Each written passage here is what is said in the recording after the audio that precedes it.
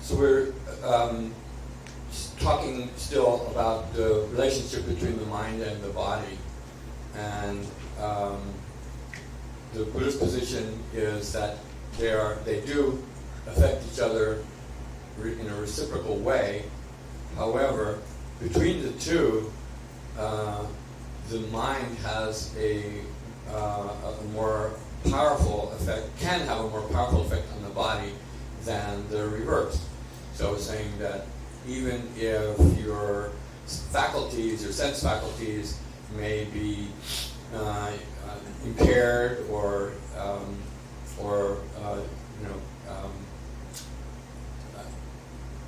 you lose the ability to use certain senses, that does not affect your mental capacity. Your mind can still remain quite clear and unaffected. So that's one example it's pointing to. And then the reverse of that, which is that if the mind is affected negatively in a strong way, that can affect your body more directly. And an example is that if you're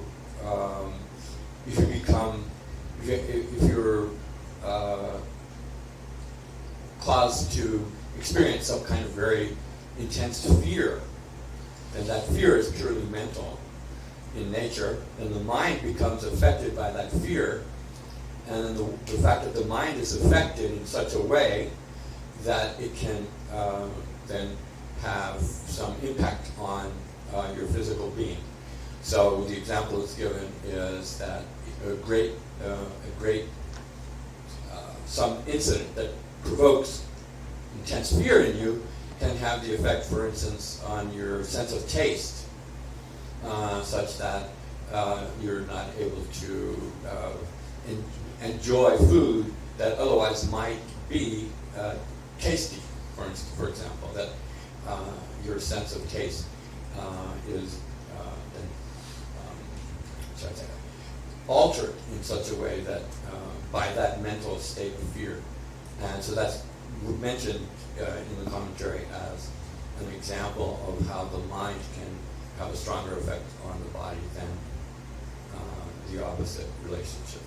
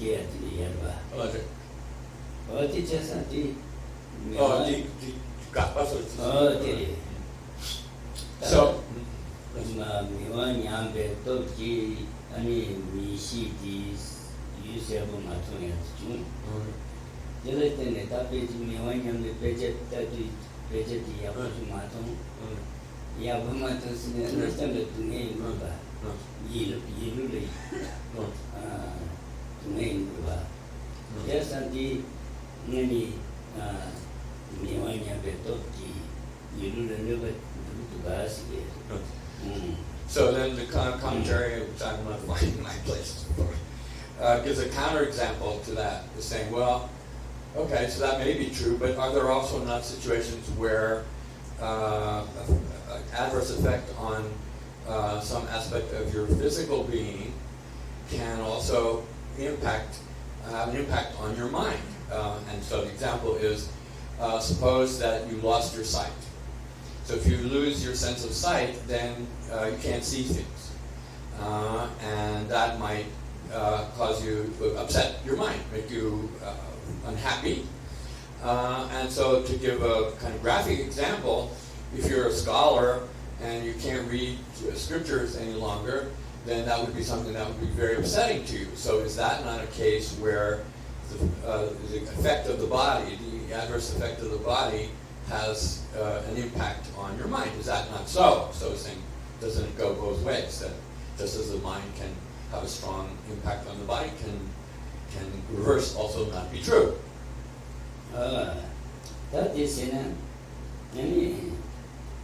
that is Gyumed into that. That is Thomas the Thomas.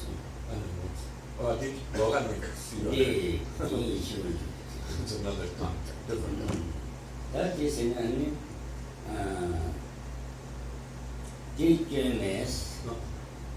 That do a year can only the top G. Yilu Juro Maris. Ongo Yambe to Yilu Juro Maris. Oh, that's right. Yilu Yadi. Maris. Mewa Yamba Di Gen Chene. Yila Yange Shi. Chunga Yange Di 30. Mela Mewa Yamba Di Gen Chene Yila Yange Shenshi Yange Di Jike Song Yilu Yang Jura Yis Tati Mewa Yamba Di Gen Chene Yila Yange Shenshi Jungs Dua 양의 중수나 양치 좀 말했대. 그 묘왕이 제가 멋져 말해. 진짜 예 정말 믿지. 이 양의 현실 중체가 묘왕 양바를 때는 양의 현실 이를 양의 현실 중체. 이 지게도 손에 안에 이를 이 제거를 맞아. 그 멋지 좀 말했어. 아니면 다그 이를 Mewa Yambe to Yila Yange Shenshi Jungsia Di Yange Di Mewa Yambe to Chichesu. Latwa. Sumrwa. That the land marwe. Nendri. Chazan. Di Nendri. Mewa Yamba Di Gen Chene. Gen Chabramato. Gen Chene. Yila Yange Shenshi Jungs. Yila Yange Shenshi Jungs. Shenshi Tade Di Longa Yange Shenshi Jungs. Yange Di Jike to Song ala Teli Yilu Yang Yurusa. Kanji Yilu Yange Jungs. Mewa Yambe to Yila Yange Shenshi Jungs. Diba Jike to Song and Yilu Yambare Cheverba. Chegia? Diaba Jachi the Chin. Only the Chin. This is 아니 양에 디 뉴발 때문에 아니 이럴지 그러와 양에 세디 양에 디 일을 좋아해. 재산디 성계랑 신이와 네, 생각봐 일을 들봐. 이 내가 양버디 깨지네. 일을 양에 현실 중스. 근데 양에 현실 중스나. I'm not sure I understood what the text is saying, but I believe what the answer. This is meant to be the response to that, which is saying that the loss of sight, which is the physical condition, can be a contributing factor. Again, means a condition which prompts the sadness, sorrow. Feeling of despair at the loss of the sight, and then that despair is then what affects the mind. That the loss of sight itself is not the direct does not have that direct impact on the mind. That's the best that I can make of what it's saying.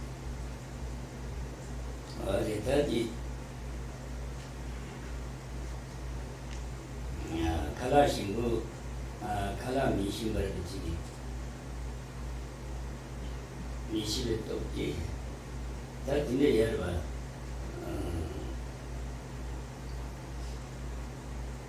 Ombu Yambe Toki, Noya Yerba, Noya Ombu Yambe Toki, Yambe Chai Yerba. Right. Yerba. One way about then. Ombu Yambe Toki. Suku one with this. Make them this. Maria, me Ombu Yambe Yati, same day Jenny. I like no much. Oh, me Ombu Yambe Toki, same day at me. Seven. Oh, that is just the me Ombu Yambe Toki, me Ombu Yambe Toki, same day. Never give you a. There. Ani you digi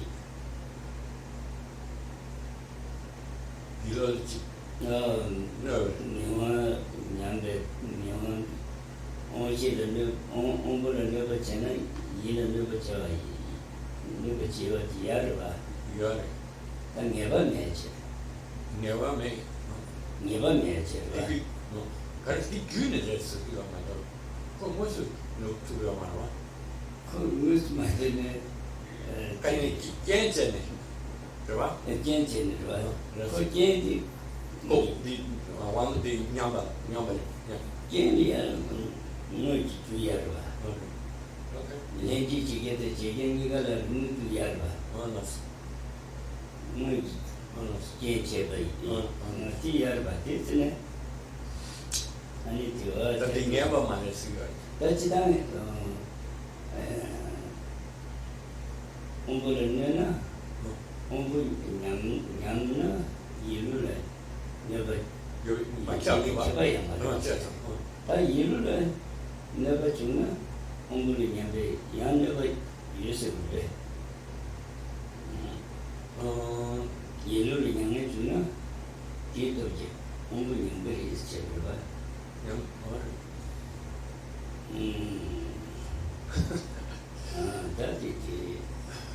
That's the kind of Ombu lead on Yilu the tank of a Maji. No, sir. Yilu the Ombu tank of a days. No. The Jujan Carson Yil never tuna, Ombu never in the Aris. Ombu never tuna, Yil never doing a by Yamaris. Just a deep Ombu the Yilu Toji Chavachis. Ombu never tuna, ye dog Biamar, you dog Biamaris. Ye the Yilu to come by Ombu to Biaris. Kilbata. So this, we had this phrase yesterday, and it's being invoked again, which is to say, Dokje means that one of the two, either the mind or the body, may or may not have the ability to adversely affect the other. Dokje means literally means to reverse it, or to alter it in a significant way. Dokje Gu means that if the mind can affect the body, then the mind is that cause that can adversely affect the body. In the same way, the body can also be a condition or a factor that adversely affects the mind. That's what the discussion is about. So how do we evaluate those two ways in which one can influence the other? So then there's this phrase, kyebarchen. Kyebarchen means something that is extraordinary in the way in which it can affect the other. So that's kind of the distinction that's being made here. And it's saying that while the body can affect the mind, and the mind can also affect the body, we can find examples and instances that exhibit that relationship. if we consider which one is stronger or which one has a more powerful effect on the other, we would come down on the side of the mind. The mind is an extraordinary factor that can affect the body adversely, but we don't want to give the same degree of influence to the body. So the example was given that if your faculties, whether it's your vision or whether it's your sense of taste, there's an example in the text saying if you eat something that tastes terrible, that can affect you mentally. If you lose your sight, that can cause you to become very upset, feel sad, deeply saddened because of the loss of the ability to use your sight, and that sadness is a mental quality that is imposed on the mind by the body. But the one way to distinguish between the degree to which the one affects the other is that while the body can affect the mind, it's not universal. It's not always the case that the body will affect the mind, or you can escape the ability of the body to affect your mind. But the other way is more, the causal effect is more direct, and that just by having a very strong effect on your non-physical aspect of your mind, that can automatically, in a way which is unavoidable, or which is certain, can impair, can have some effect, some deleterious effect on your body if it's if it's that type of mental state.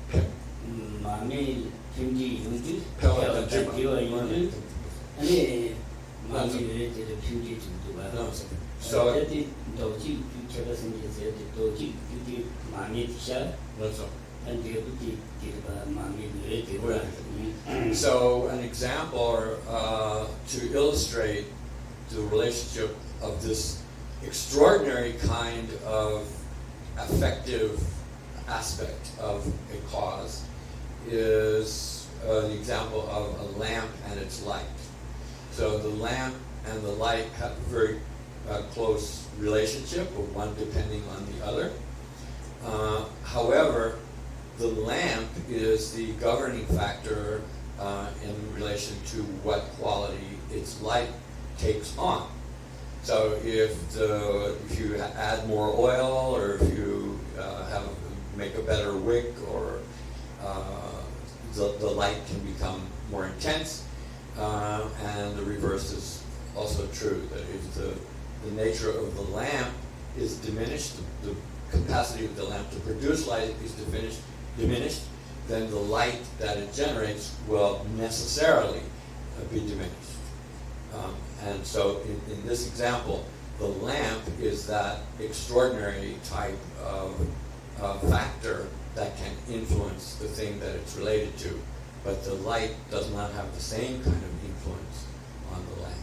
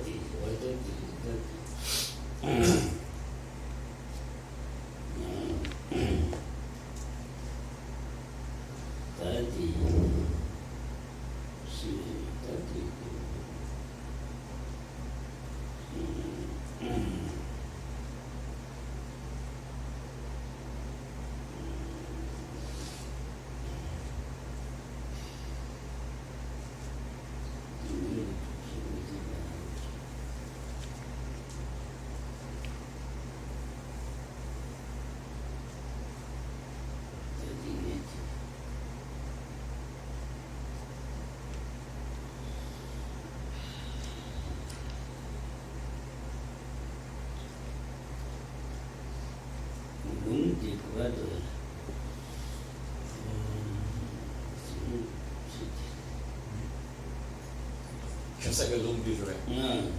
Kalasa. Kya nga chi yobe chuche korba, mebe chuche kakwa be, tene kalasa. Tambo de tak korba ta, tela noba pawa digi kature, lum kya wa pawa, kripa kya wa pawa.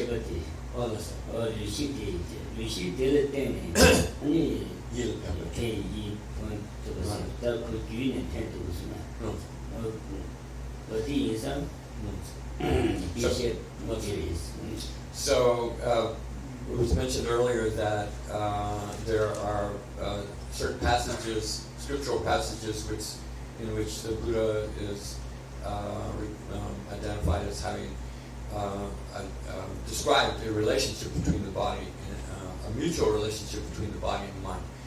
Khensur jesu jeba chen. Khensur jesu jeba chen.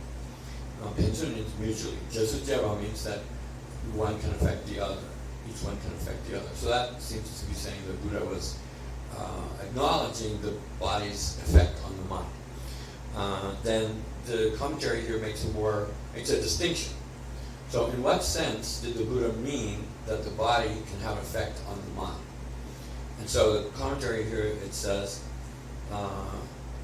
so there are forms of awareness that are related to the physical senses, namely the five senses, right? Five senses generate five types of sensory consciousness. But consciousness itself is mental in nature. It's not physical. So what the entity that is directly able to affect then the purely mental aspect of your mind consciousness does not arise in relation to any of the physical senses. It has its own faculty, which is also mental. So the mind consciousness is affected by the body indirectly via sensory consciousness. So the sensory consciousness that arises in relation to the faculties that are physical in nature, that is what has a direct effect on the mind itself. And that's what the Buddha meant by saying that the body can affect the mind. So the direct effect only comes from something that is also mental. That is this teaching. Miwa tobe tati yarwa, ilu yarwa. Mumbu tebe nishiti, muji tenkarete, mumbu teba, muji migenti. Lunch. Yuli. Tang mumbu tebe nishiti, yuji tirba. That's Tang mumbu tebe topa chiyarwa. that's Muji topa yarwa. lunch. Muji topa tigiti. Mumbu migenti girba. Lunch. Migenti. Lunch. Mumbu nus tingirba. Lunch. Ati. You 똑바로래. 똑바로 봐. 말해. 똑바로 그러면 똑바. 아, 네. 똑바로래. 예. 그 미견 샤워를 봐. 맞아. 전지지견 살았잖아. 미견티 가르려 때는 문구비 미유지 전이 제버려 봐. 해야 돼. 맞아. 문구 미유지 제네 문구집에 이시기기를 봐. 맞아. 이 문구 미쟁이. 미견 채소만 들어 무슨 펜도소만. 맞아. 또 명한 집에 이시지를 봐. 미국 원부집에 예시? 이시봐. 미국 왕국 집에 얘기시봐. 예를 들어. 알레 얘기시어 디 왕국을 진주가 지가. 말봐.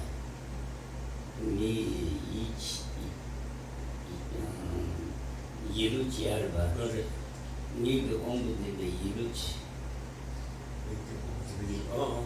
예를 봐. 제발 예를 봐. 여살에 딱 가는데. 샘 그런 왕국이 미국 제주로 와. 누가 제주로 와. 이기시버디. 그래. 문부디 무슨 지투야. 그래. 이 미국 원부디 이루지를 펜도스나. 펜도로 와. 펜독스. 그 계제를 봐. 너. 계제. 알레 펜독이 깨지기 전에 펜독. 네네. 펜독이 인식. 디스디. 한국 거리 이루를 무슨 펜도가 누가? That's all. 예스는.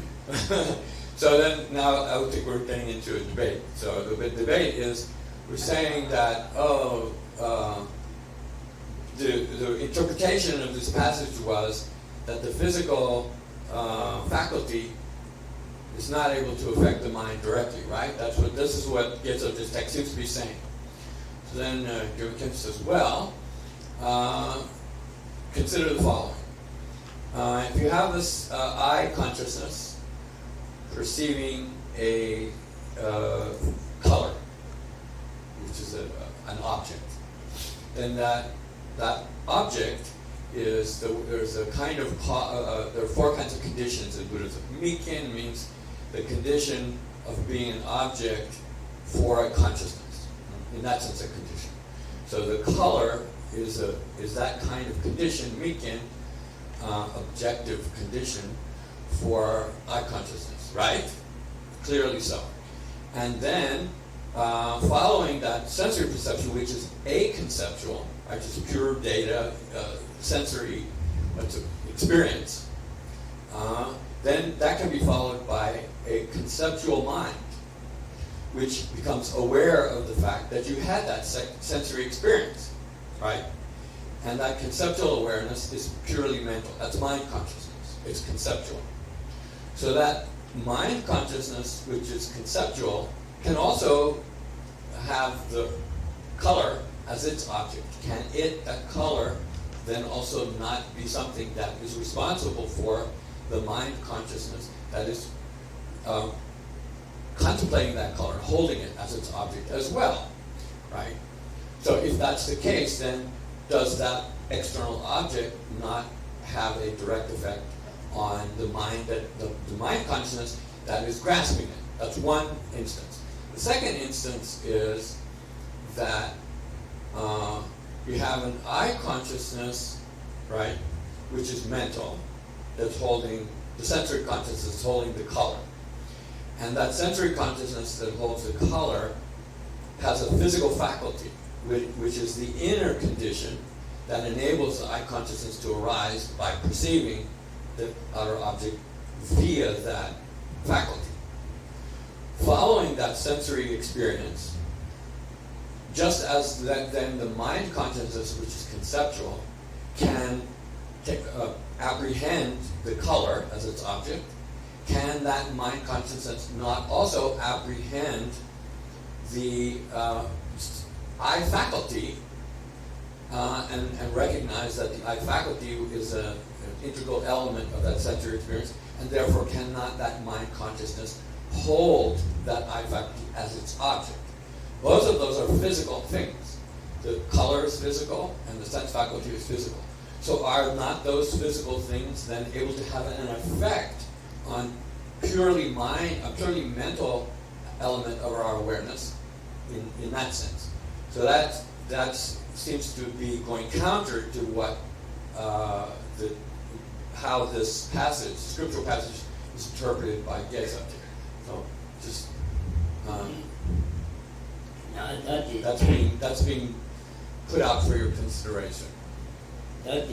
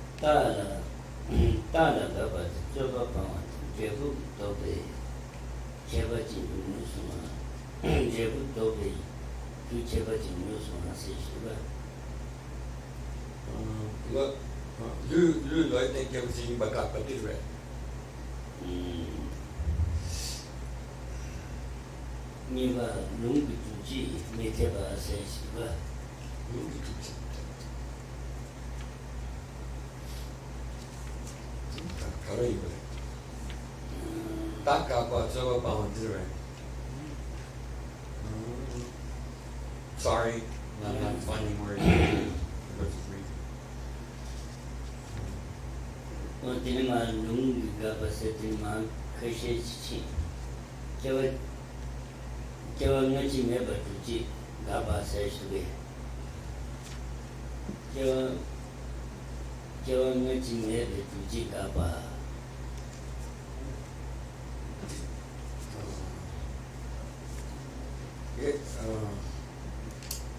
Maybe to check up, but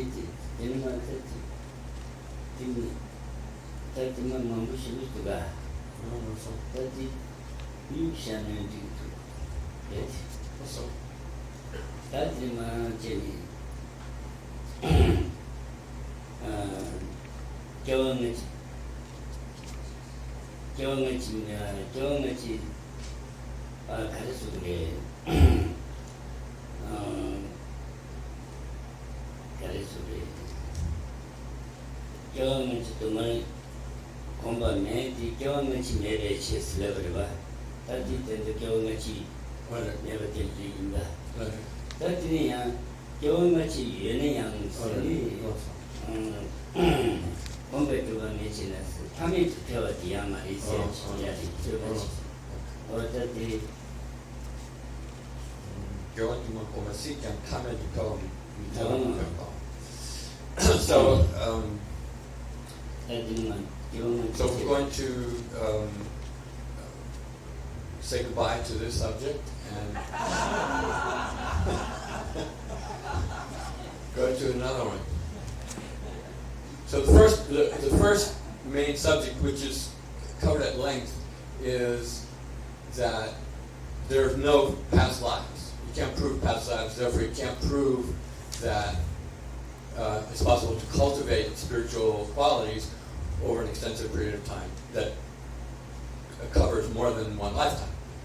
So there is a significant section of the root text which is addressing that, meant to refute the materialists and at the same time prove that there are past lives. And the essence of that argument was mentioned yesterday, saying that every consciousness is preceded by an earlier consciousness. So then there's a second significant topic that relates to the mind. And that is, even if you were to acknowledge that there are multiple lifetimes, there are limits to how well or to what extent you can improve your mind. So that you can't, the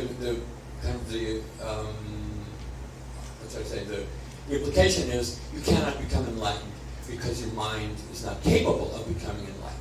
That's kind of the essence of it. So the mind cannot develop to the highest degree that is suggested by cultivating the path.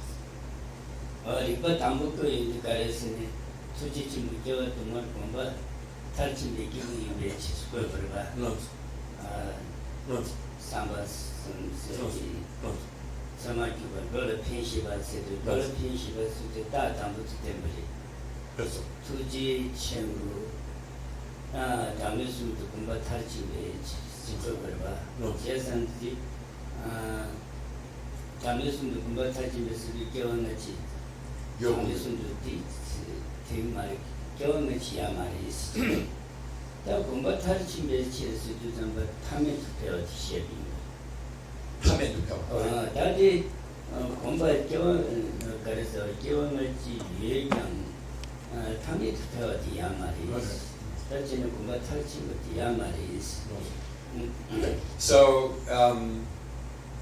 among the four attributes that follow the assertion that the Buddha is an ultimate spiritual authority, among those four attributes, the first one is he is the one who's desirous of benefiting the world. And that was described initially as the unique cause that is one of the first conditions that lead ultimately to his enlightenment. And by the way, among these four attributes that are taught twice, one in the forward or the original manner, and then again in the reverse manner, this first attribute of wanting to benefit the world covers, there's about 300 verses in the whole chapter. The almost first half of the chapter is just about this first epithet. And then the second half of the chapter, most of the chapter is also about this epithet, but as a means of teaching the Four Noble Truths. But in this first section, what's essential is that the initial argument is the Buddha became a spiritual authority because he cultivated compassion. And so, and then that phrase, because he cultivated compassion, implies that he cultivated it over an extensive period of time, number one, requiring multiple lifetimes, and number two, he cultivated it in a manner that it was taken to its highest level, meaning enlightenment. So the two kind of premises of that argument are that there must be past and future lives in order to be able to cultivate it in such a way. And the second premise is it must be possible to develop the mind to its furthest extent, to complete its potential to become enlightened. And so that second premise is the one that I think we're going to begin to talk about now. だってね、言えば、今日とも今晩水ジャン、他にとっては見てば今晩だ、スタートばて、じゃあだんしらばそば純正今晩キャバと純やん。だじゃあせやててば、相馬とばロラペンシばせとじゃあち。じゃあせとしらとしゃべんば。わだてにみくて今日とも今晩せ。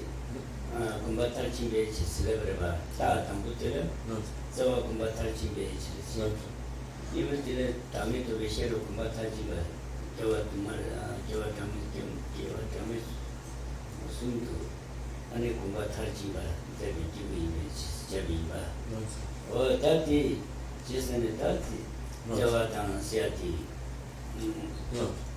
niba kare sugure 저번에 저와던 시럽라 소바 중세 공배 캬바도 중나양 세진계란 시에 대내 탐미도 저 민주디 배나 총도가 공배 중세 캬바도 중나양 탐미도 배워다 주주탈 마바를 민주와 시노스 다들이 주 So I'm apologize, I don't know the exact verse number for this next topic, which is a major new topic. So somebody can find it and please let us know. But in the commentary, this section is identified as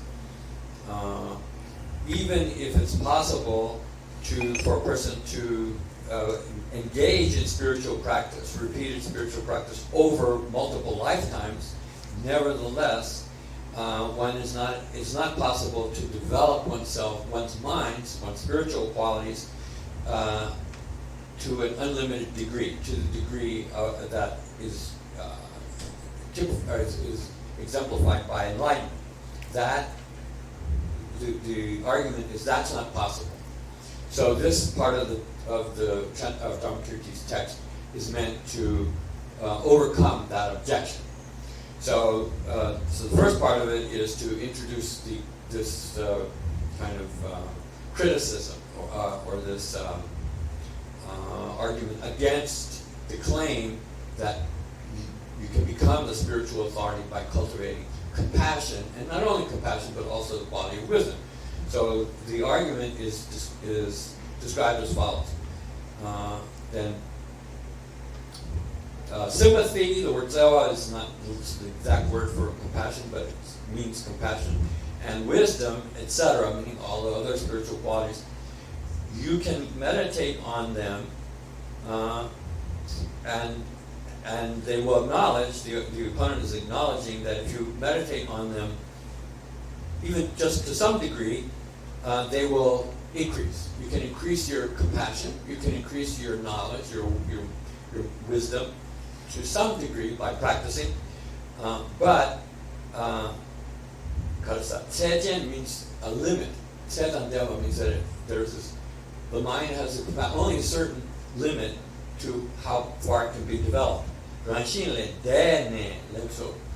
It's not possible to go beyond some sort of imperfect limit and become developed to its limitless extent, which is that's referring to the Buddhas.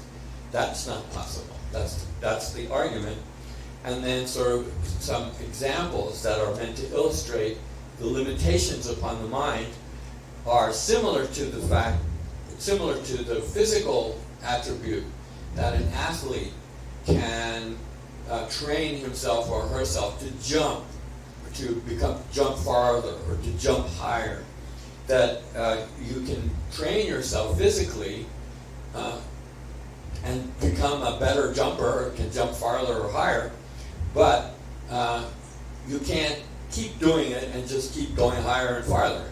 There are certain physical limits that beyond which you could not improve your ability to jump So that's one example. Another one is the same thing that water can only be heated to a certain level. We heat water to boiling point, and then it will evaporate. Verse 121. Okay, so that marks the beginning of this discussion. And then, so these two examples are actually examples that are addressed in the verse, and saying, well, those are true examples of limits on physical things. They are not indicative of the mental limitations. Is the Buddhist position? That's all. that's it. That's it. 총 것에 그때 믿은 말이었어요. 저당 실업지에 된 말이었어. 되지 함이 되기해야 돼. 그렇죠. 추주디 다 추주비 된디 추가. 그렇죠. 추주기 된디 추인지 좀 봤다. 추디 저기가 제 앞에서는 땡고만 뒤도 추디 요즘 그게. 그렇죠. 추디에 타부 제선에 그렇죠. 탈배 그샤는 강도가. 그렇죠. 그 매일은 시지를 줘야 양말과 저기 그때 그때 맛에 그때인데 저기 야야 페이지도 추도 많이 모르고 그렇죠. 땡게 띵바리 세상 저다 실업시민들 다음에 배워야 해. 땡땡바리 땡땡 땜버스는 스트릭처 모습이라고. 네 땜버 땜버인 거. 저기 땡기 추도가. 지금 저기 그때 앞에서는 추도 마마 깡. 땜디 그때 봐요 말이에요. 땡때 많이 두게 야동이 두게 말이야. 다시 실업다 저기 그때 댄서디 셈세리 장도 말이야. 다시 그때 공무원의 세리지야 공부 두게 세리 많이 두게. So the logic of what the Buddhist arguments consist of is as follows: that there is a relationship of attribute and then or quality and the thing in which the quality resides. So in the case of heat is here a quality of water. Water is the entity in which the heat resides. So the water can be heated. The water becomes warm. The warmth is a quality of the water that's not the water's essential nature. So no matter how much you heat the water, right, and make the water hotter, the fact of the matter is that the water, that is the medium for generating the quality of heat, is not a firm subject. Meaning that at some point you heat the water and then the water is going to just diminish, and so the quality of heat will not have any medium for it to be able to be retained. Also, there are limits to how much you can heat the water. So this ten means the substratum or the basis for the attribute is not firm, is not stable, right? But in the case of loving kindness or compassion, spiritual qualities and wisdom, right? Those are the attributes, and the substratum or the basis that they are related to is a mental entity, the mind. And the mind is a quality of, and the essential qualities of the mind are that it is clear, lucid, and that it is has the ability to perceive or to have awareness of some object. It is the essence of mind. So these qualities, because they're related to a firm, a so-called stable basis, then as much as you cultivate them, that mind will support them and allow them to increase as much as you can. 어디 그때가 다도 괜히 then chuti never mind what task. That is chuti, Tammy to me, then me didn't believe that chuti, then chuti never mind what gun, you check the chess. That chuti, that's how we did it. Tammy down the divina, and you put met chuti gun to she down the dead. I did that chuti top jay with somebody. And dirty are paying to chuti my gun together. And mamma together. Does Chong Dina, Bedu Petitini, and Bedu Dama the Dory. Chong Jaya Cherry. But they kept me. Come bedu my Javicini could run Chongyaji, could they come Jenny? Bedu Majena could chum to yam every day. Bedu Majavic dead in the cook to chum to Yamava. But they Changni didn't cook. Bedu Jenny Chongva.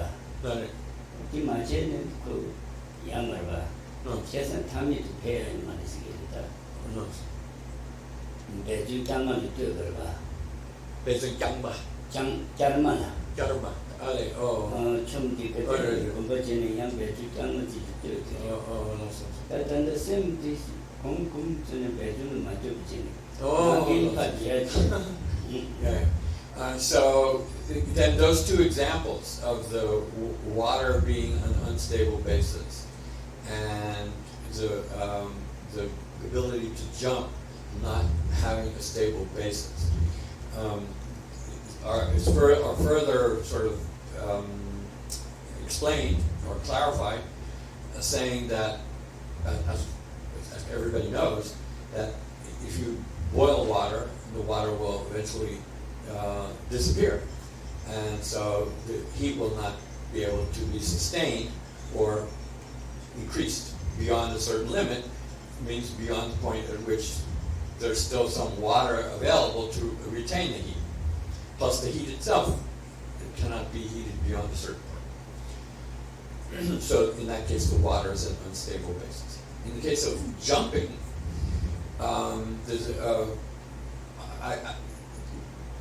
we generally have the idea that there are limits to our physical abilities to jump. But what the commentary says is a little bit different, which is interesting.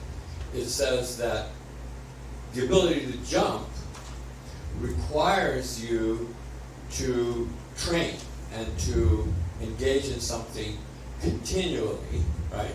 That the effort and the exertion and the training process is necessary in order to be able to somewhat improve your ability to jump farther or higher. However, if you let off that training, there's no way that you will be able to retain the level of the ability to jump that you may have even attained, or unless you continue to keep training, your level of skill is not going to remain. And as we all know, it's not part of the argument, but you can only do that for so long.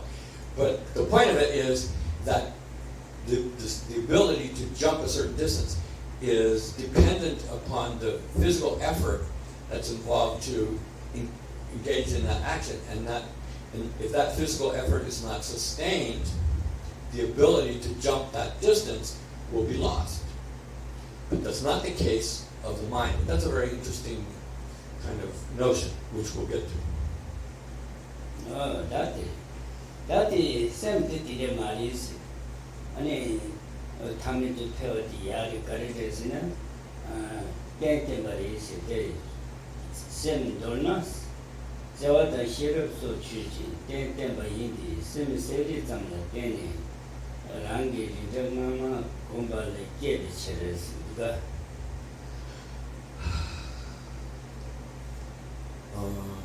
Don't do not wait.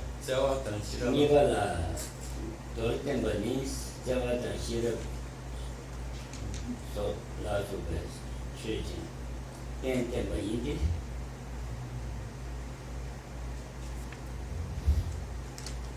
ba tor tem ba ba ya chö chen ten ba in the sam ser ki cha sam ten rang ge ri tang na ma gong ba le ke we chö chi ki te chi ma ma na chi re ne so mi da da ba ma yi te chö gong ba chö sam ba rang yi na mi chu ge we chö di ba.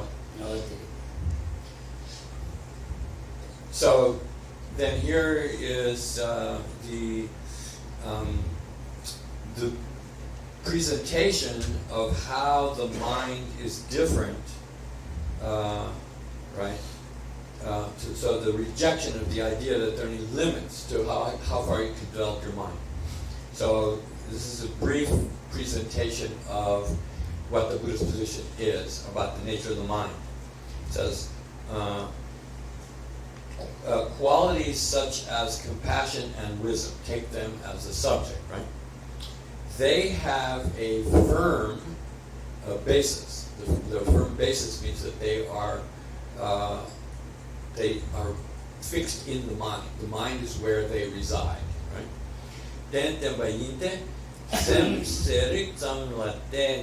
So by their relationship to your mind, which is this serik means this luminous and then awareness. Serik is the essence of the Buddhist term that describes the essence of the mind. The mind is luminous, means that it can see, it sees things, and rikpa, and it apprehends them, it gains awareness of things.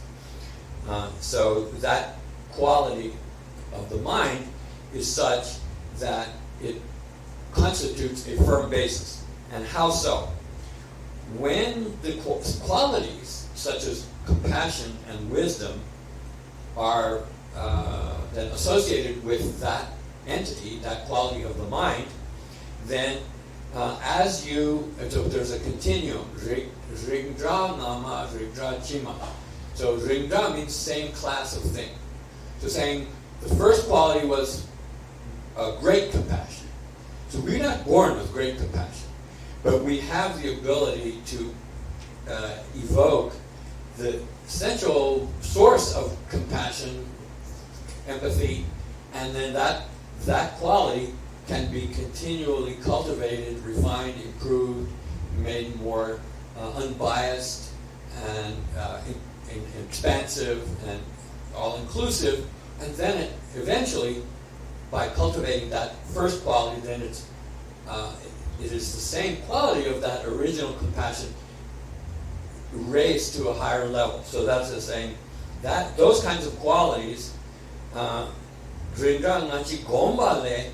then when you do that, as it is associated with the mind, then it can improve.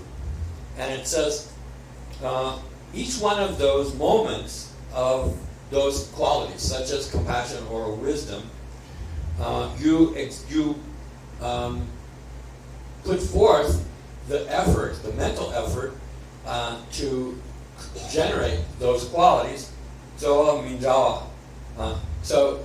it's not like the only time you could have compassion is when you make an effort to generate compassion, and when you release that effort, then your compassion will somehow, weaken and go back.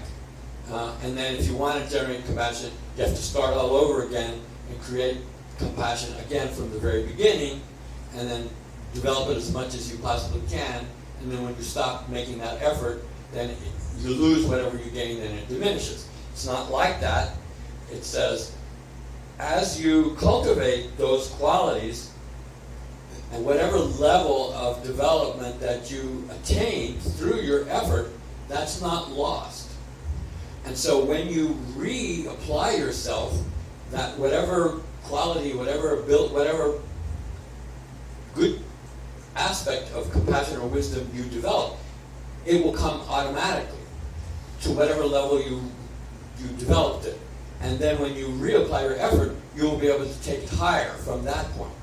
And then that point is, when that's achieved, it will not be lost. And so when you reapply yourself, that level comes naturally, and then you can continue to develop. So that's a claim about the unique nature of the mind and how it can be developed to an unlimited level, because it's not subject to a specific form of effort to initiate it in the first place. Whatever level you reach, that level is retained, something like that.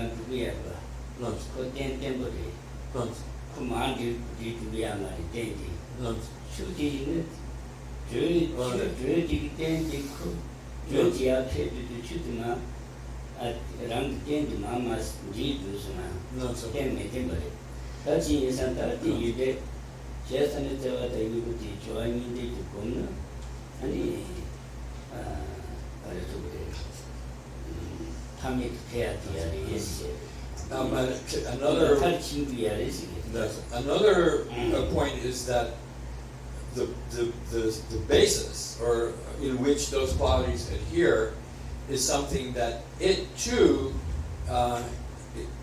is inextricably associated with those qualities of compassion and wisdom. So as they adhere in their substratum of the mind, that mind is such that it is referred to as this firm basis.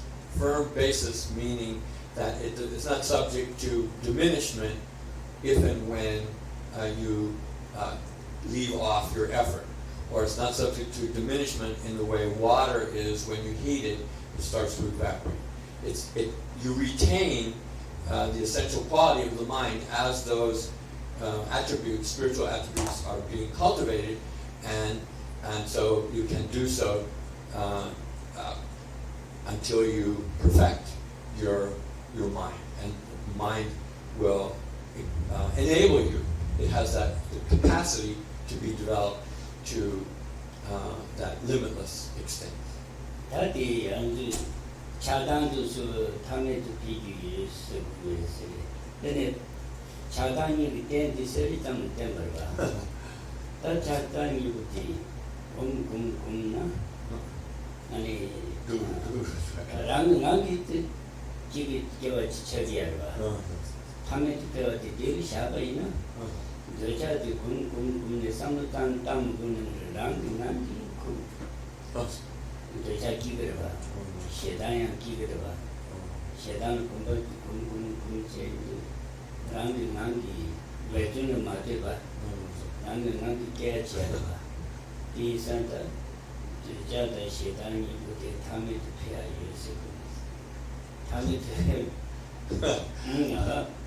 You can think of it another way too, which is not the positive way. That anger and desire also have a firm basis, your mind. And if you are so inclined that you repeatedly cultivate, right? You allow yourself to develop desire and or anger, then that anger or desire will have the quality that they can also be increased to perhaps an unlimited extent. And even if it's not to an unlimited extent, they can be, in fact, we can all attest to the fact that, maybe not all of us, but some of us, are such that our anger or desire is instantaneous. It occurs naturally, right? We don't have to make any effort to develop desire or anger. So these are points that...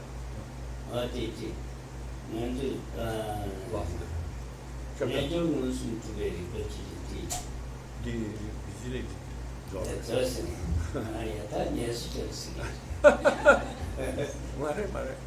깨자 그래. 그래. 지금 그런 지금. 그렇게 했어.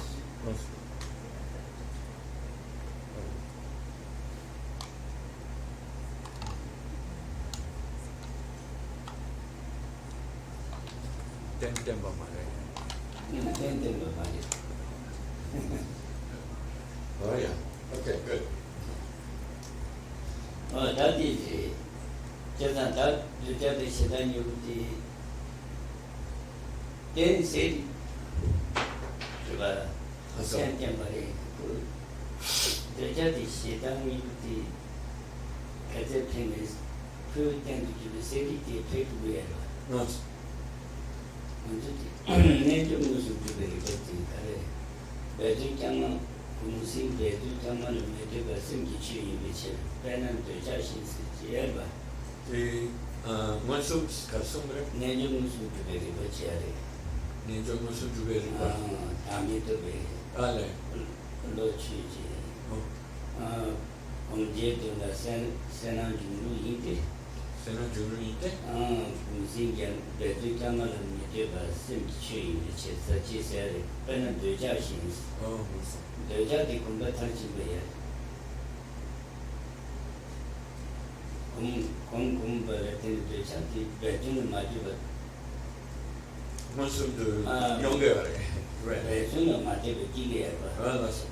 공이나 경험만에 따라서 군기 잡아갈 때는 잡아를 여자를 군기 잡아갈 때는 여자는 남기 기계야. 알았어. 재산의 내좀 무슨 주베리 디나시다 sem 다음에도 싫어지 공부이나 알았어. 아니 배지 자마를 meteba ngangi jiaji 우리 배짱 짜르마. 양수. 배지 자마를 meteba So this is an interesting formulation.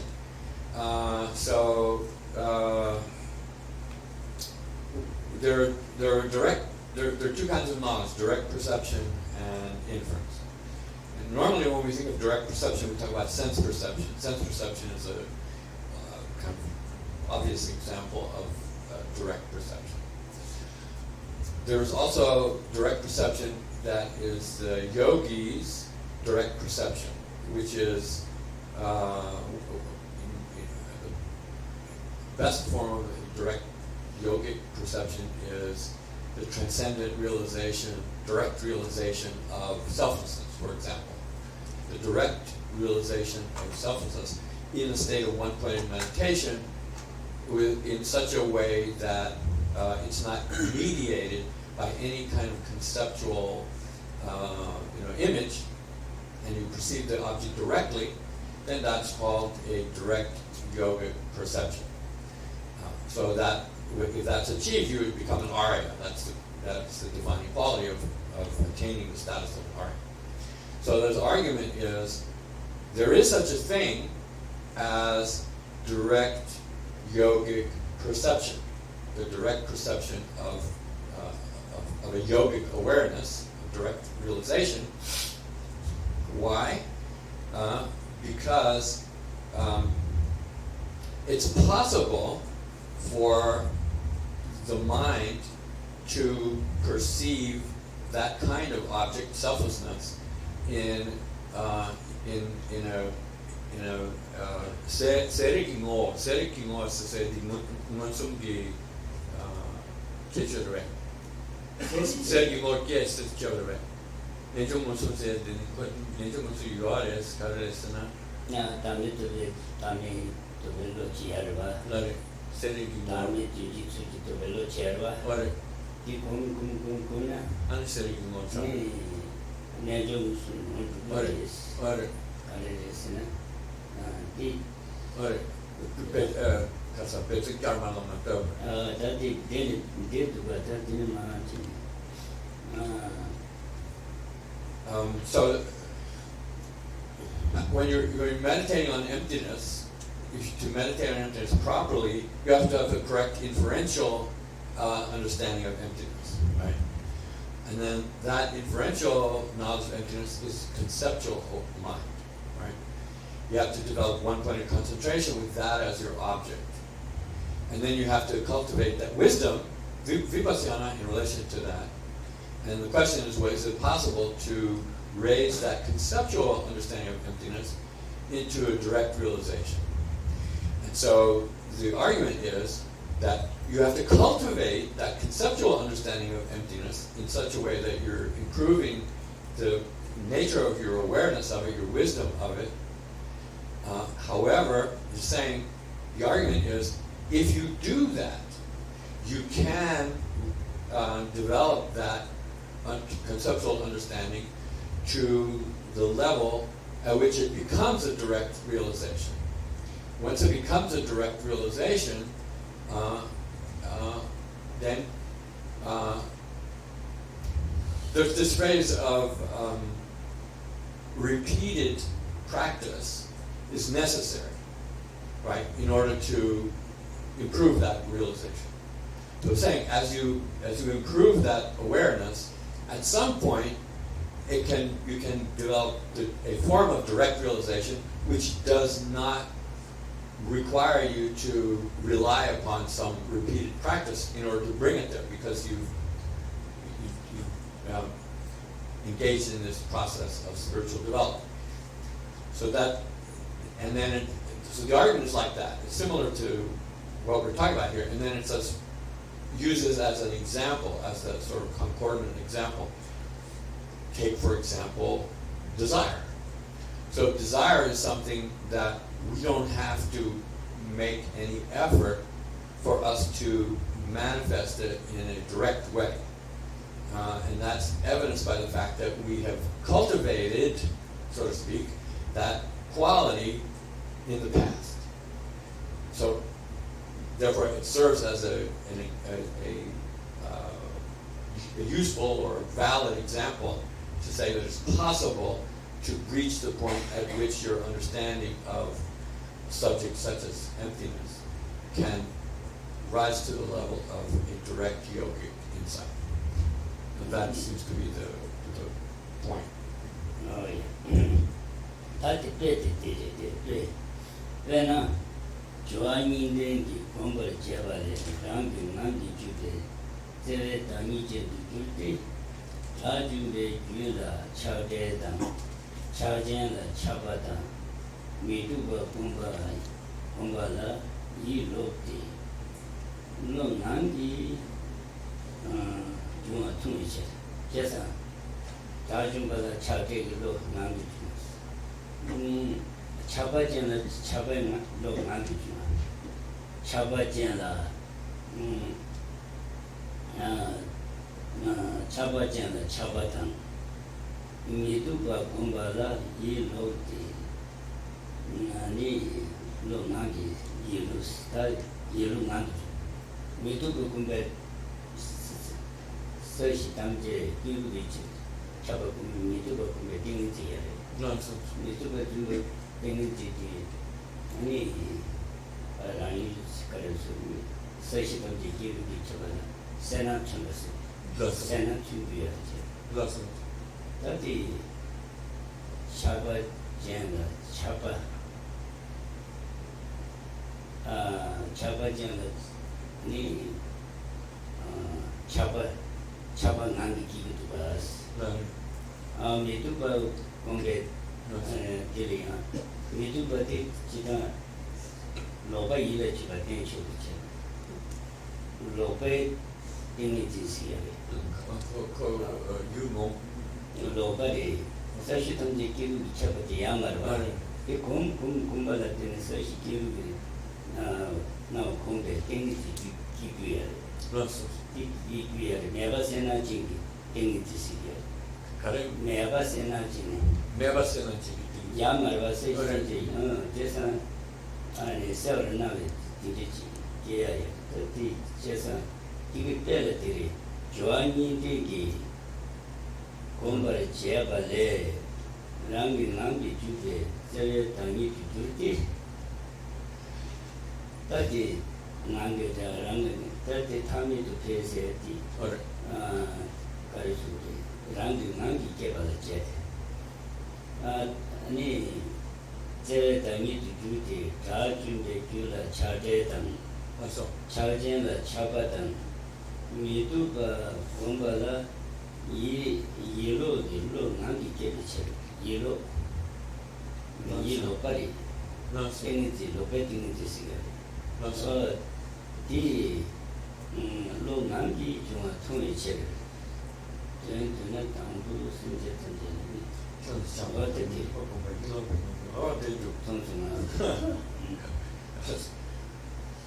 was going to say I couldn't find where we were reading, but I did find it. So this is in the commentary, Gyumed's commentary, and it gives an illustration. It's called a be. Be means an example or an illustration. So the claim or the thesis is if you cultivate the Jorwa Nidens, the Jorwa Nisen, the Zewa Goma dan Shira Gomba, the Jorwa Nisi already. 좋아하는데 따오절다 구조스. Okay. 다시 Zidu, Kevare, Zidu. 진주지 구조스야지.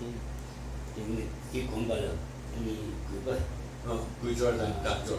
이 대통에 진주체라 이 대통한테 구조스야. 이 대통에 그거 지야들 따오절스야지. 진주 규마체가 Continuously. 구조스 따오절이 Okay. This is good. Nice word. Nice.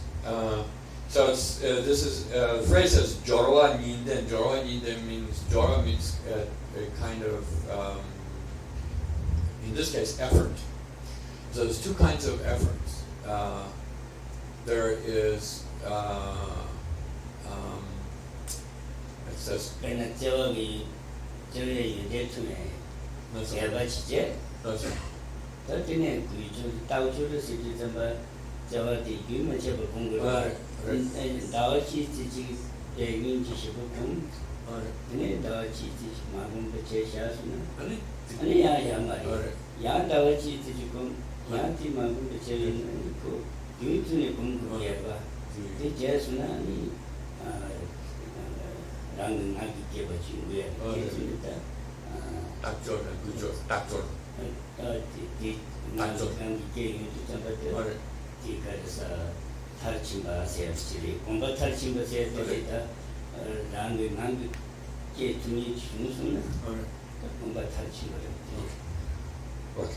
Oh, this died already?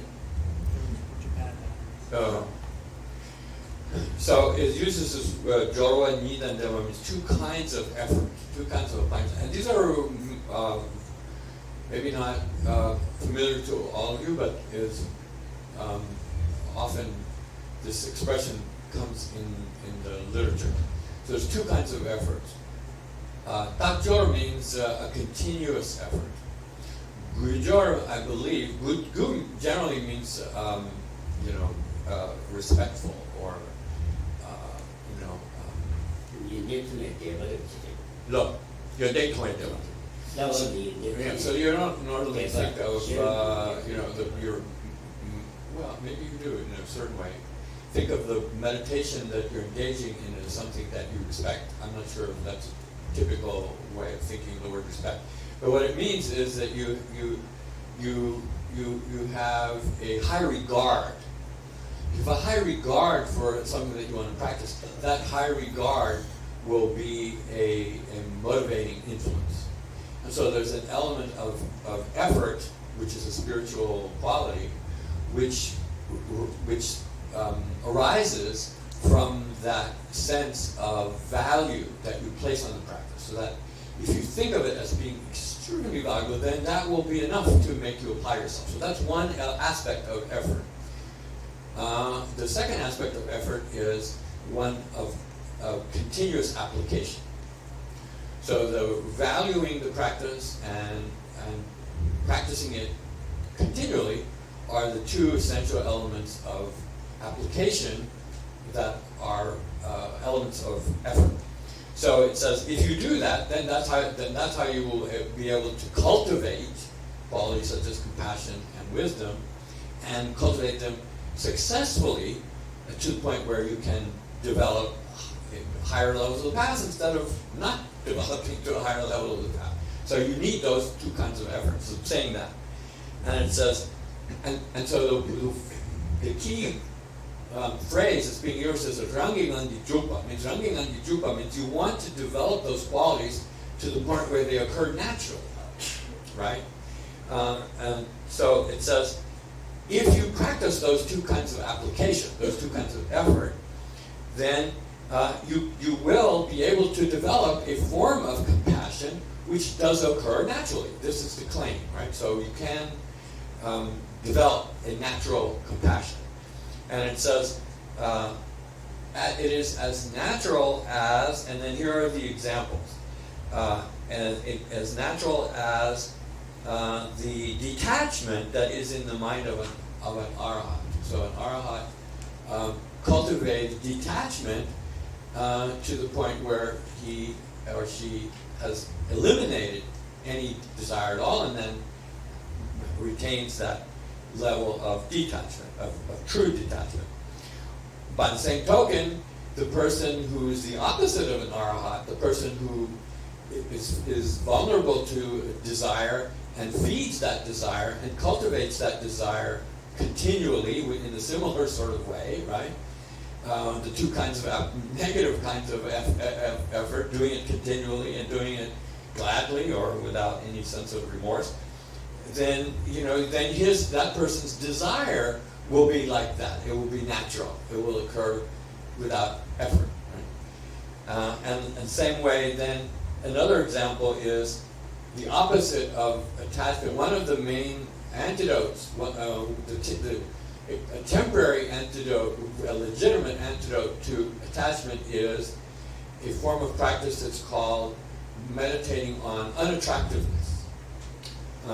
And so one unique form of meditating on unattractiveness is that you visualize the entire, in your mind, you visualize the entire ground around you completely filled with skeletons. And then that's not, then if you meditate on that visualization, you can actually achieve a level of samadhi in relation to that object, which is the ground filled with skeletons. And then that is described as a state of awareness which is a false object, because the ground is not actually filled with skeletons, but you're imagining it to be so. And if you do that, if you cultivate that object, that mental object, and there is a value and a purpose for doing it, you can, in fact, eventually reach a point where that becomes a one-pointed object, and you can focus on it, and it becomes a very clear image in your mind, and that image can be generated spontaneously, naturally, effortlessly. So these are all given as examples of ways in which the mind has the capacity to develop, in relation to various kinds of qualities, a point at which those qualities become effortless and spontaneous. So. Tadine, onata, simja tamje, aniji jawadi rangiriga kombaletini juye chilabraba. Ani simja tamje ringde diyaribes jawadi. Sine simja tamje la simja kola never tell Gyumed is. Simja tamje ki niji chimbu yaribes inti yamaris. Gyumed. Chui simja gashi igula gyayang. Shedan soji jumbe chega. Ta simja gashi igula ani niji yenayang. Shedan ki jumbe sida. Shedan ki jumbe sida. Kansa jili shedan ki yungu jili kansa jili niji niji tiki mewe. Niji jumbe gerba. Lunch. Gyumed Simje Tamja Lingi Chimbu Yogata, Zawala, Toma Meji, Rangi Lindali Gede Chilsina, Gyumed is the way. Dirty. Oh, so you were doing Gyumed and kicking on some ring Gyumed, Rangi Lindali Sabule Gyumed, Zawa Ninji Chimbu Chiji, Johnson Tonambe Simla, Rangi Nangi Juba, Di, Tani Tuti. Tonamba di Tomar Jebe, Momba Jebe, Zawa Kanshi di Gula, Ani Randi Linde, Sabu, Yuji, Miducho, Shedan, so you never made a check. Simje Gula never came at this, Miji Champudi, Simje Gula never came Yamaris. Simje Gashi Gula. Jang Shedangi Jampa Jumbishers. Ninji Chambudi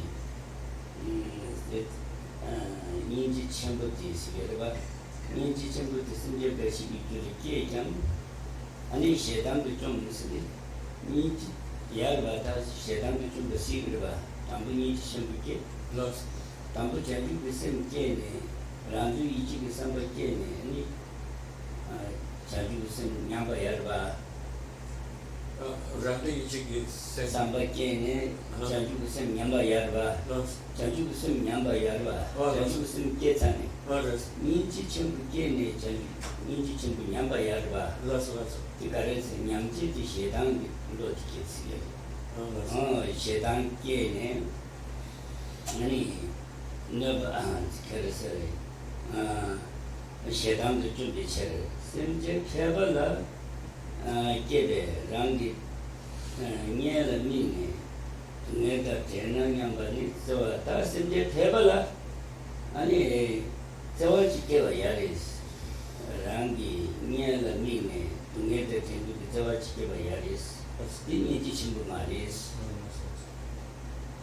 야마타니 야 미지 친구 말이스 심지어 리리 교래양 Simje Shen Yula Tetun Kema Yule Mississippi Cheta Simje Lili Gine Zawa Kema Yumi Tani Yamari Cheba Hama Cheba Hama Majeba Sig Marba Hama Jesun Rang Pula Zawa Tigirba Jasan Simje Tamji Rang Zawa Kema Yumi Yamari Hama Majeba Yamaris Hama Chema Yunga Yamari never yes and the Kema Yunga Yamaris. Oh, that is a Tati Niti Chimbu Maris. That integrity Rindas Comsiati Rita Niti Chimbuchi in Kubiamari. Ambuta Zawati, Tachi Tangirva, and Bulaki. We Zawachiki, Kipania, Tian Catcher to Pamala, Tara and the color of the together. I mean, it's an Nika, Nichi, Toga, that the Tambu Sabi, got it. Hamal, Bullet, Zawarish, teaching the So now I've lost my place, but I think I was able to follow what Rinpoche was reading. So then there's an objection or possible, what should I say? Yeah, it's an objection. So you're saying that this idea of spiritual qualities are part of a continuum.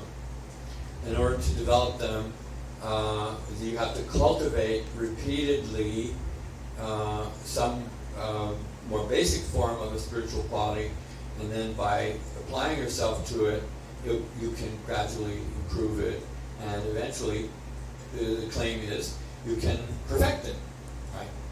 So then the objection is, well, if that sounds like, if that were true, and it's an infallible sort of condition of the mind, then why is it that all sentient beings have not all, in fact, developed great compassion, and why are they not able to just, continue to cultivate that great compassion? And that's not the case. We can look around and easily confirm that not all sentient beings have such great compassion. So what's the problem? What's holding them back? Something like that. So it's saying the fact that the mind has the capacity to develop in a positive way by using these two applications that were mentioned and cultivating spiritual qualities, it has the capacity to do that. But it's also possible that something will intervene in that process. You can develop anger, and if you develop anger, then that anger will counter your efforts and prevent you from developing further. So it's not a guarantee that just because you have the capacity that in fact it will occur. It's one way to put it. Denikasadi shedangi partuche tuberes jiksumar kodels. Sometimes niji kimbu kebayari. Niji kimbu kebayari. So even if you have the capacity to develop compassion and even develop it to a high level, to where you would call it not just compassion but great compassion, then it's possible that you could some circumstance could cause you to generate anger, and that anger would destroy your great compassion. So that's one point. And then the second point is that doesn't mean that everyone doesn't have the capacity to cultivate compassion and do so. So the other premise, or the other important point about the subject is every single sentient being has the potential to develop compassion. Why is that? It's saying there's no way. One way of wording it is there's no sentient being who has not been the parents of another sentient being. And if you are the parent of another sentient being, then you are. It can be accepted that you will naturally feel some sympathy for your own offspring. So that's kind of evidence or the kind of justification for saying that all sentient beings, at one time or another, have exhibited that they have the ability to develop some form of compassion. However, great compassion does not simply grow out of the limited forms of sympathy and concern that we ordinary beings have, because our ordinary feelings of sympathy are biased for the most part.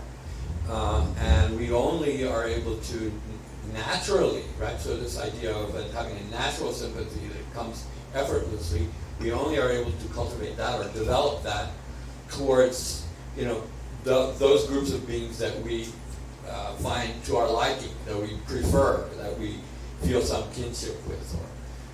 And then if we encounter somebody that we think is an enemy, or someone who may in fact have done something harmful to us, we can't generate the same feeling of goodwill and empathy towards those beings. So in order to be able to develop a great compassion, it requires some kind of methodical process in which you start with those kinds of beings towards which you are inclined to more easily be able to generate a true feeling of compassion, and then try to strengthen that and cultivate that quality, and then shift to a more difficult class of being. Typically, you go from the friend to the neutral person, and then try to find reasons that you should feel the same kind of compassion toward them that you feel towards those beings that you develop it naturally. And there are then the instruction would give you reasons to support doing so, and then you meditate on those reasons and you can evoke it. And then you strengthen that compassion, and then you move on to the harder object, which is someone who is your nemesis, right? Someone that you don't get along with for whatever reasons.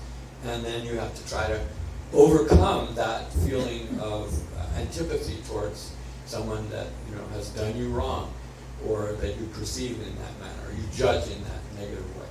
And then when you are able to develop the same kind of sympathy towards each of those three categories, then you can extend it in a more unlimited way towards all beings in all directions, and then eventually reach the point of developing great compassion. But we have the capacity. That's the way that you have to go about doing it. But then there's no guarantee that, in fact, we will apply ourselves in the necessary way to be able to succeed.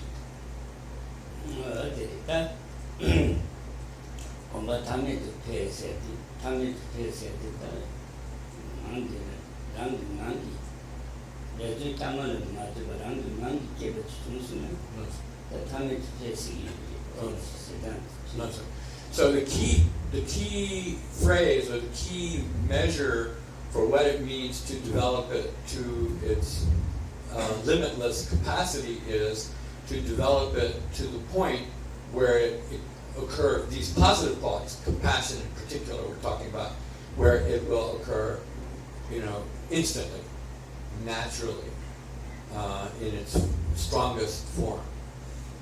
That rangi ngangi means it occurs effortlessly, just by thinking of it, and it will immediately, without having to make give yourself any reason for developing it, to prompt yourself to develop it, but just bringing it to mind, and then it's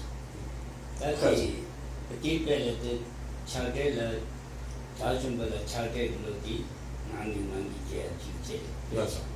아니 차바잖아 차바 난 기계야 봐. 맞아. 겨울에 차바를 공기 차바를 맞아. 아니 배준 게 매부스. 맞아. 그 먹어봐라. 차바를 먹고 이동안에 스톤한 차바는 나는 나기 기계를 봐. 어디에서 이 배들에 차제는 차바당 근데 내가 생각지 등지 심이지 이렇게 되다. 너가 이해를 제가 돼. 서시 탐지 기를 미쳐봐 많이 이래요. 서시 탐지 기를 미쳐봐 kumkumkum을 때네. 서시 탐지 기를 미쳐봐 나면서 등지 기계. 어떻게 So these three examples are very different, completely different in nature, but all of them are meant to illustrate the possibility of developing some kind of mental quality that occurs naturally and effortlessly. So the example of the Arhat is that the Arhat has destroyed fully and completely all the seeds of any form of attachment or desire. So the Arhat doesn't have to do anything to maintain his or her detachment. They just are detached. So that's their natural state. In the case of a person who develops desire, right, or a lustful person, if you want to say chakchen means person who has a desire as a very strong tendency in their minds, then such a person also is such that if the conditions or circumstances or objects that have the potential to awaken a manifest form of desire present themselves to that person, then that desire will automatically come forth. So it occurs effortlessly, naturally, because of his or her predilection and the fact that they've manifested that kind of tendency in the past so many times, so deeply ingrained in them that they don't have to think about it. It just comes automatically whenever they see something that has the possibility of generating desire. That's the second kind of example. The third kind of example is the meditator, typically is ordained. This is an ordained person's practice, not exclusively, but it's not generally taught. Anyway, there is a meditation where you meditate on the unattractiveness of quality of unattractiveness by visualizing the ground around you, even though it's not, there are no skeletons around you, but in your mind you're visualizing that you are in a place that is filled with skeletons. And if you practice that meditation and that visualization repeatedly, in a rigorous way, you can eventually reach the point where you attain that form of one-pointed concentration in which that object can appear in your mind effortlessly. Oh yeah, that'd be good, thanks. So, with that sort of overview of the main characteristic of the mind, that it has the quality that you can develop good or bad qualities in such a way that they occur naturally, effortlessly, then we'll stop here, and if anyone wants to ask a question about what we've been talking about, please do so.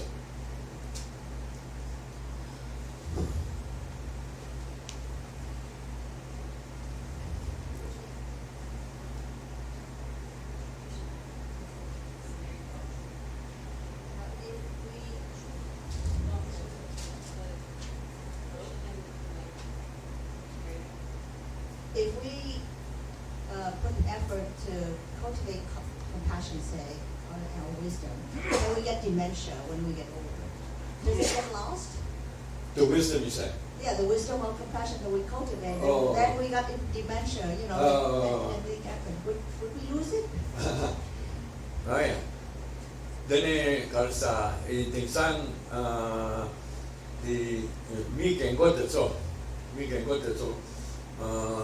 at Jampa sen di kasani ke di kasa Jampa tembo mai baso the member che dementia says the injina dementia says nanti semi curious ane Jampa di nyam ne ane soso nangi mi di ngoma shemba so ane soso kawaii me soso puwi ba na si chaya chi yoare that semi curious yoare today kandaola yomare deyine today kasa semi curious de so chi mila de yoya yoares and pensanti takai di kola di pensan yo gasol chi lagyo jaza ane naranzo ke di nazo ke di male gola ane naranzo ke kasa choke Lobsang che ne ane kasa shira kasa ninje di komlu kodang di menga di rani ane pa pesan che ne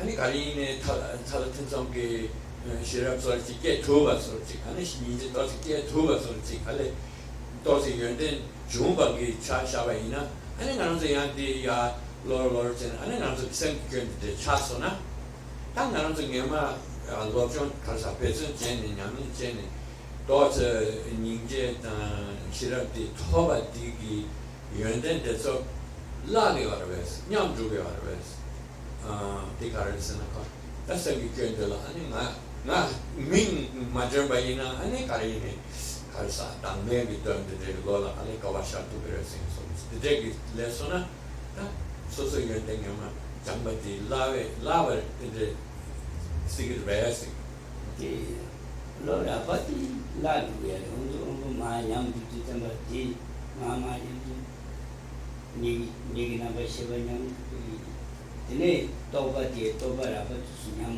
dia, ane jual tim je, jual tim, dah jual tu ni ane belum nama siapa tim, nama siapa nawala tim situ, nama siapa apa tu suka nawala tim dia.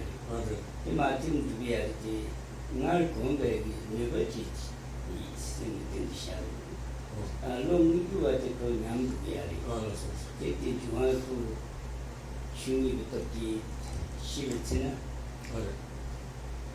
시신 주의 비탄을 나도 그래. 이내 아심비들이 내가 시야의 유순이 내가 들었더니 아니 치마들에 그걸 받지 세야지 아니. 겨치마비.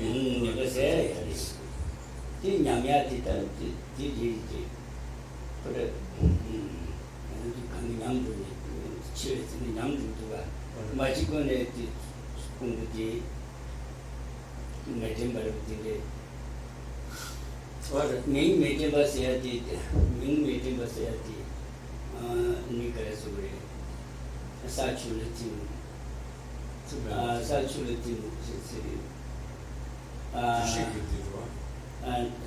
남시 나야리 소나론다비 이시스 남이 이시스 자두이 이시스 자두이 이시디 저기다 닝매점바다 저매점바 무슨 양두야 무슨 양두야 세상 다 매시디 잠바템고 이는 무슨 마치고는 양두니야 템고 템고 매부터서 다티 템고 여가도서 마치고는 마냥이야 치레치도서 제도도 좀 당부 명디 맞지도지 되네 되네 맞지도지 무슨 양두야 다티 디야데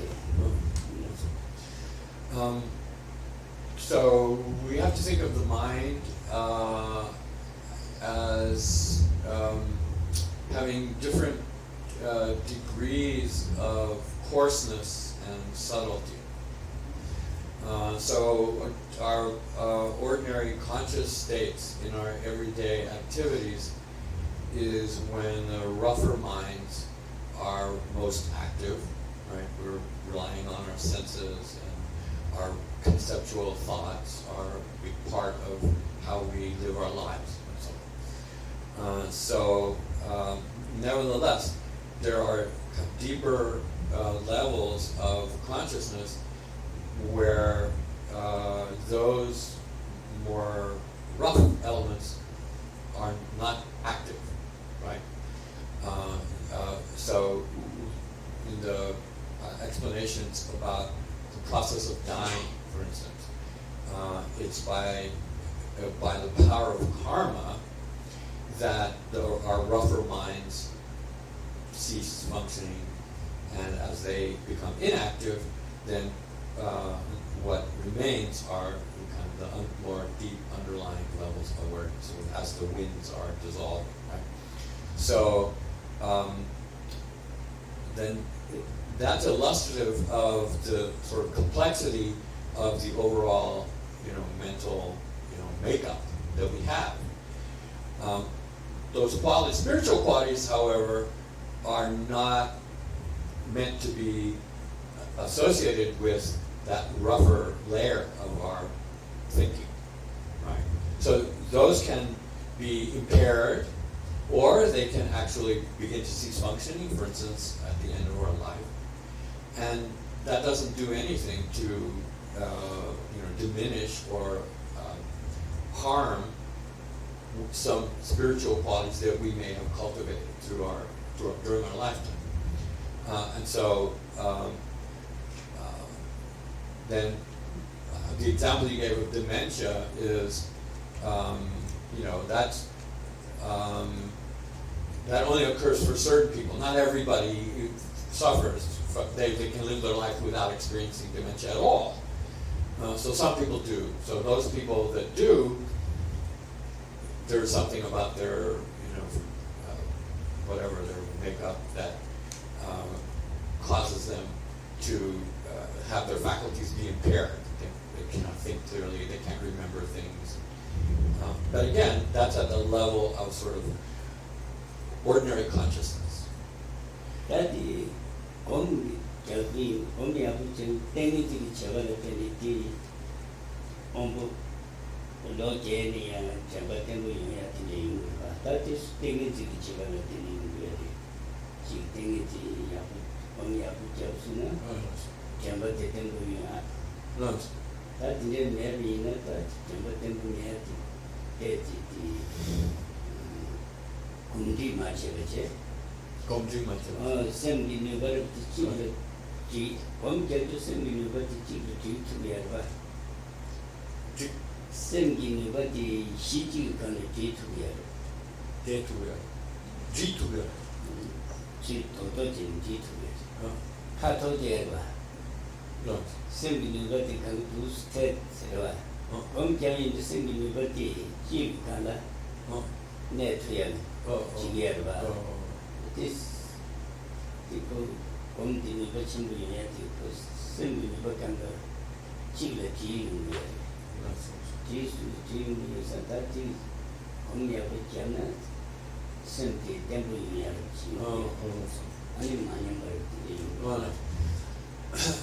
So, there was interjected to add something to his response, and what he said was that so one of the mental factors that we have under Buddhist psychology is that our mind is made up of consciousness and then associated mental factors. And then among those mental factors, one of them is called recollection, or the quality of the mind that we possibly identify as memory, but not just memory. And that quality is very important in spiritual practice, in that if we cultivate spiritual qualities, then there are, in fact, I think there are 5 in particular. One of them is recollection.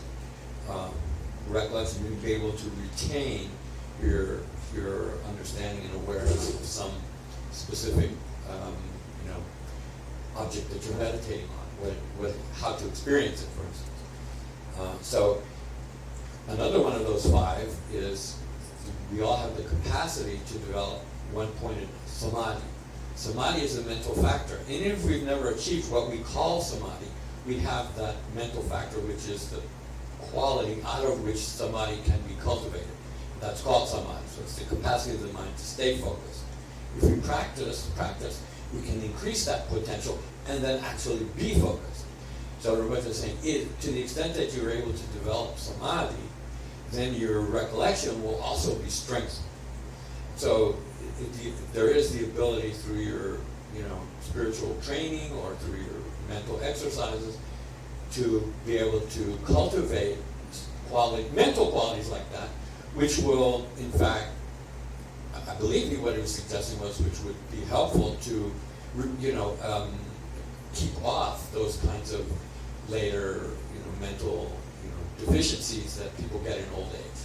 We say that there are things that we can do to, diminish the likelihood of gaining it. So there are many spiritual things that you can do that are the same way. He also mentioned that there is instruction about the sort of called 25 rough entities that dissolve at the time of your death, right? And 5 of them are qualities of the mind that are the basic forms of the Buddha's transcendent awareness. The 5 transcendent knowledges. Then they're associated also with the 5 skandhas. And conception is the 3rd skandha. And conception is the capacity to recognize things as what they are, like to remember the person's name and such things, which people who have dementia sort of lose the ability to resort to. So when you're dying, in fact, that part of your consciousness is something which will, in fact, disappear, because the rough operation of your mind is, karmically kind of being shut down. But there's plenty of your underlying mental, being that remains, more subtle layers of it. So, to think of that instruction, which you may know about, then that will help you to understand how, what it is that's at play in relation to, the ability to have strong memory. For instance, that even without that quality, there are much deeper layers of your consciousness, and so those other spiritual qualities like wisdom and compassion, and whatever potential or whatever what you call seeds or whatever store of compassion and wisdom you've been able to develop, that would not be affected by the disappearance of those rougher elements. I think was the gist of his answer was about Yeah, that's right. that. Okay.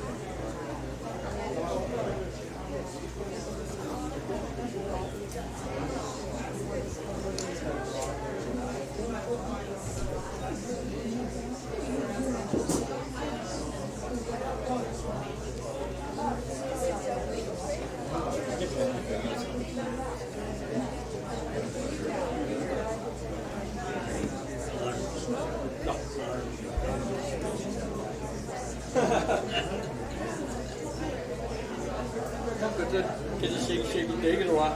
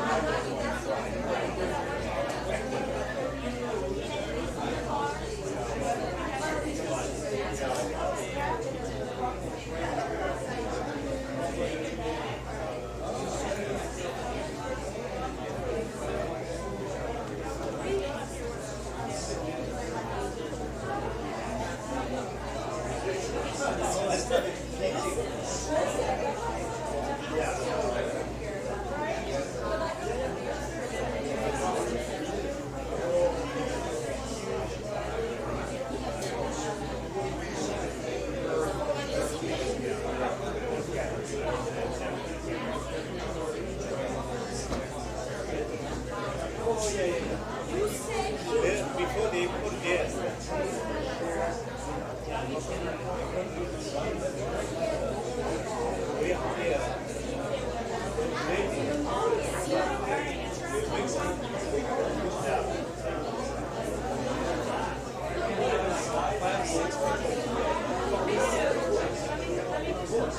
Before they did that.